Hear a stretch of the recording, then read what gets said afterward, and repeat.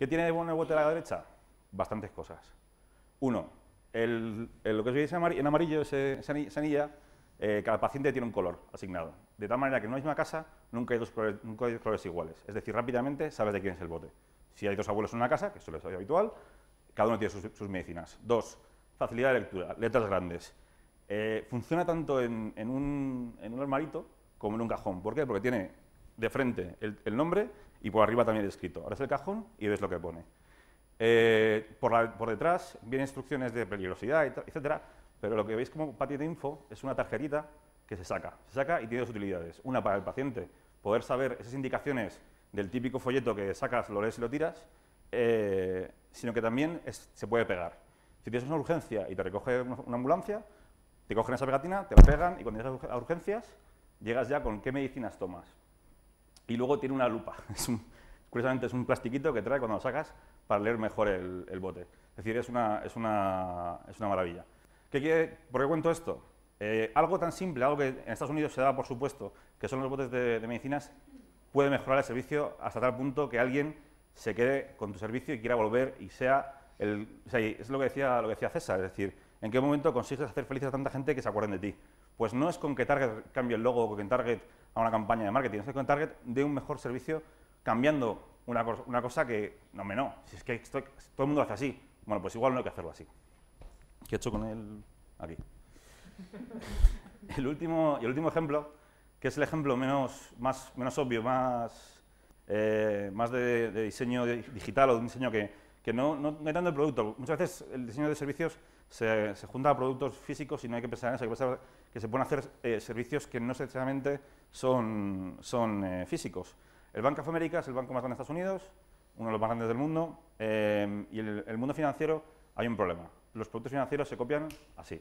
O sea, yo saco mañana un préstamo y si ese préstamo tiene éxito, mañana otro banco me lo copia. No hay ningún tipo de barrera para eso. Claro, si a otro banco le interesa, claro. Entonces, el Bank of America lanza un producto que se llama Keep the Change, quédate con el cambio. El producto consiste en lo siguiente. Yo me apunto al producto y yo cada vez que hago algún tipo de transferencia digital, el banco automáticamente redondea hacia arriba ese cargo, es decir, por ejemplo, pasa de 56,5 a 57 y ese con 5 lo mete en una cuenta de ahorros. Una cuenta de ahorros con unas condiciones especiales, bastante buenas, la verdad. Aquí en España dudo que se pudiese hacer iguales, pero bueno, se podría intentar algo similar.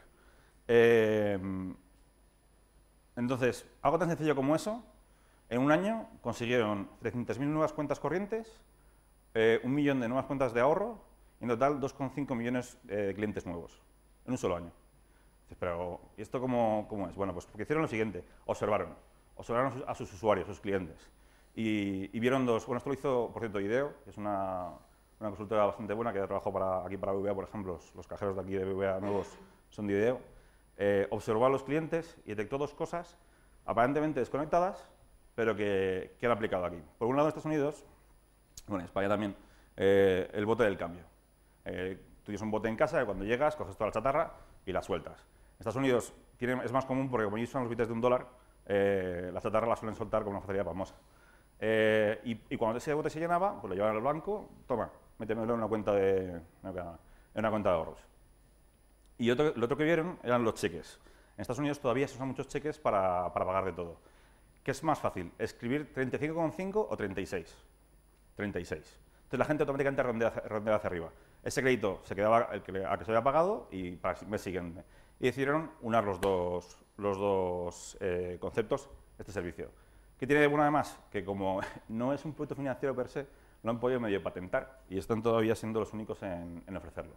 Pero no, supongo que ya se irá. Pero vamos, es el ejemplo de algo como IKEA, tan grande, tan gordo, tan complicado, pero con un servicio tan bueno, pasando por Nespresso, que es algo más pequeñito, más de día a día, bueno, voy a poner el siguiente porque tengo un resumen, a la gente de Target con algo que está dado por hecho, pero que todavía se puede cambiar, y algo tan sencillo, pero que puede dar un sitio tan bueno, que genere esa fidelidad y ese negocio nuevo que antes no existía.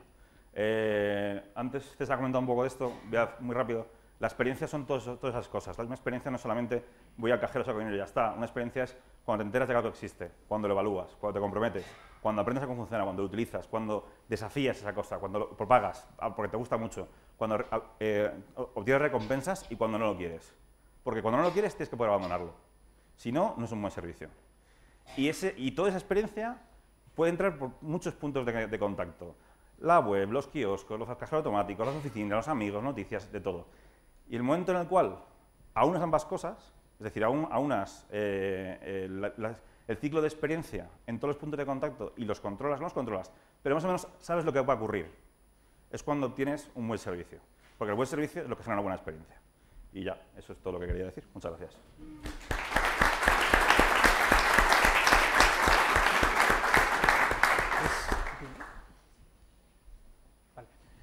Bueno, yo cuando empecé a dar un poco charlas y tal hace tiempo, hubo una persona que tenía mucha más experiencia que yo y siempre me dijo, tío, lo que nunca debes hacer es ser el último y nunca después de comer. Porque ya...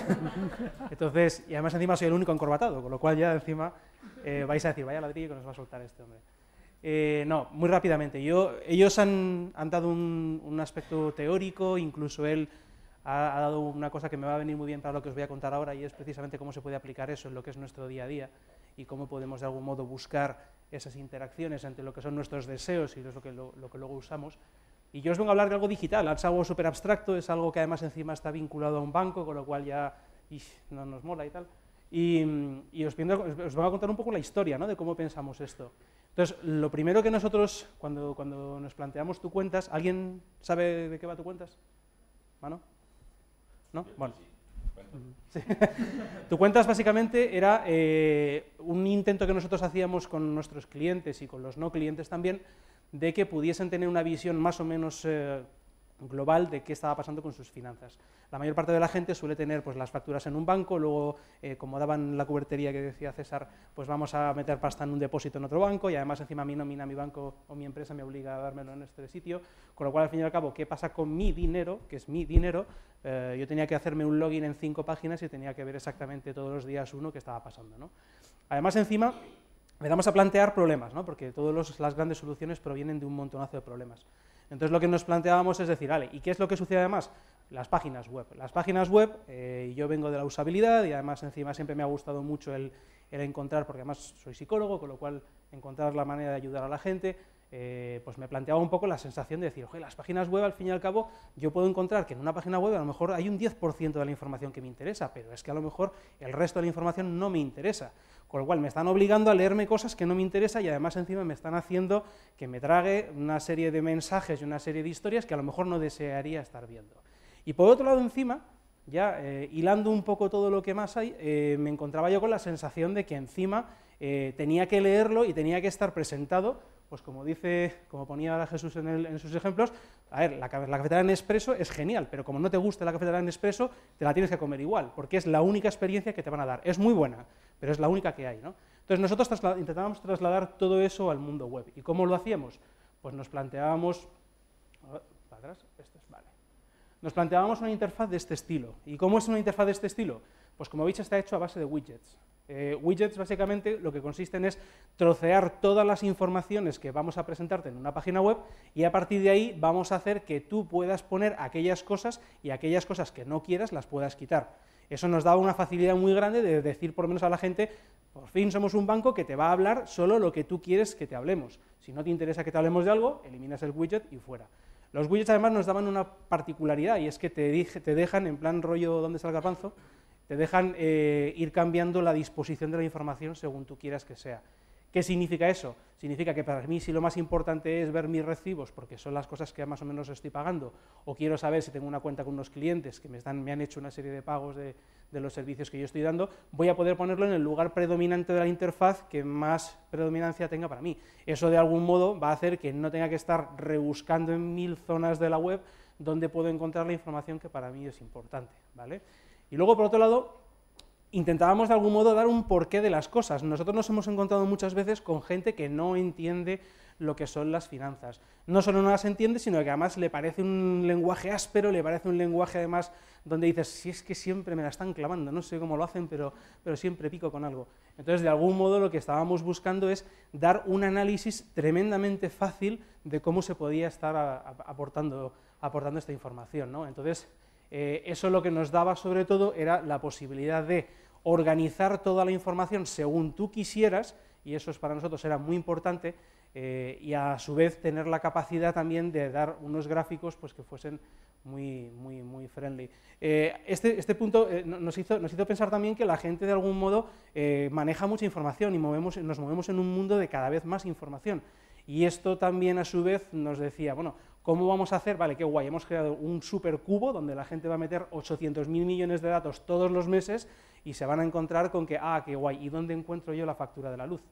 Entonces, eso lo que nos llevó también a pensar es que nos sería interesante aportar un sistema de clasificación automática. Ese sistema no era del todo perfecto y, por tanto, fuimos lo suficientemente humildes como para dejar que la gente pudiese hacer, que no solo aprendiese el sistema, sino que además incluso lo pudiese corregir a su gusto. Y os pongo el ejemplo que siempre pongo en las charlas, ¿no? Si yo me compro una Coca-Cola en una gasolinera, si paso la tarjeta, el TPV es de gasolinera, con lo cual me lo clasificaba como automoción y transporte, cuando realmente es alimentación. Entonces yo podía decirle, no, mira, todo lo que sea gasolina o gasolinera, pero tenga un valor de menos de 3 euros, pues va a ser alimentación o una revista o lo que sea, ¿no? Entonces eso se podía mirar. A partir de ahí es cuando ya teníamos una información que se clasificaba automáticamente, teníamos una información que nos estaba dando un montón de datos y podíamos tener en un único sitio toda la información que al cliente le podía ser relevante, porque él decidía qué información había. Teníamos unos sistemas de agregación que traían esa información y él lo podía estar manejando. Entonces empezaron a pasar las cosas, y a pasar las cosas significa que hicimos esto como un entorno separado de lo que era la banca transaccional, porque lo que queríamos es que esto fuese informativo 100%, no queríamos vender nada, y a partir de ahí no queríamos que tú tuvieses un acceso directo a, oye, pues mira, si clico aquí automáticamente me cascan un depósito, sino que lo que buscábamos es simplemente información, y la gente empezó a responder, y respondió con su comportamiento. Entonces, ¿qué es lo que nos empezó a pasar? Que empezamos a ver que la gente pasaba más del doble de tiempo en la aplicación de tu cuentas que en la banca transaccional. ¿Qué significaba? Que la gente llegaba, hacía sus transferencias y luego se ponía a jugar con esto. Entonces ahí empezábamos a ver un poco de, yo siempre decía también la broma de que esto era una herramienta que generaba muchos divorcios, ¿no? Porque te ponías a ver cuánto me he gastado en teléfono en los 2 últimos años. Entonces ya la gente decía, Dios mío, lo que me estoy gastando, ¿no? Y ya tenías una capacidad de planificación bastante más grande. Y además, como esto parece que empezó a gustar mucho, en el primer año llegamos a tener 350.000 usuarios que disfrutaban de la herramienta gratis, y eso para un banco es un hito también, gratis, no cobrábamos nada, ni teníamos intención de cobrar nada por esto. Lo que tuvimos es la posibilidad de juntar muchos datos, y esos datos al final lo que nos proporcionaban era la capacidad a las personas de compararse. Y si yo decía que yo soy Daniel, que tengo 33 años, que trabajo en banca, vivo en Madrid, soy licenciado y tengo un máster, a lo mejor hay muchas más personas iguales que yo, y entonces a lo mejor podemos empezar a comparar cómo es mi vida con la de los demás. Y si encima yo estoy todo el día pues metido en casa, pero sin embargo el resto de la gente a lo mejor pues viaja más, pues yo ya puedo comparar realmente qué me estoy gastando y qué no me estoy gastando. Y si quiero ahorrar, eso me va a dar una serie de tips, por así decirlo, que nos van a ayudar sobre todo a decir, oye, pues a lo mejor deberías salir menos o deberías invertir un poco más de dinero en este tipo de cosas que el resto de la gente que es igual que tú lo están haciendo. ¿Qué es lo que sucedió cuando lanzamos esto?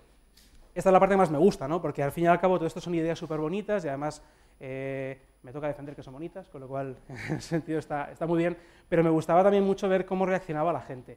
Entonces lanzamos la idea y abrimos 2 líneas de teléfono, una para sugerencias y otra para quejas, ¿no? Y al principio pues la gente decía, ay, esto se me ha duplicado, esto no lo entiendo, tal, no sé qué, perfecto, bueno, pues las gestionábamos y no había ningún problema. Todas y cada una de las llamadas que se hicieron se estaban gestionando y todas y cada una de las personas que se pusieron en contacto con nosotros fueron contestadas. Aunque fuese 2 meses después porque teníamos que hacer un determinado desarrollo que era costoso y demás, bueno, pues se les llamaba 2 meses después y tranquilamente, como decía César que le gustaba que le tratasen así como muy cercano, oye, mira, usted nos llamó hace 2 meses, señor, sabíamos que tenía este problema, pues le vamos a comentar este tema,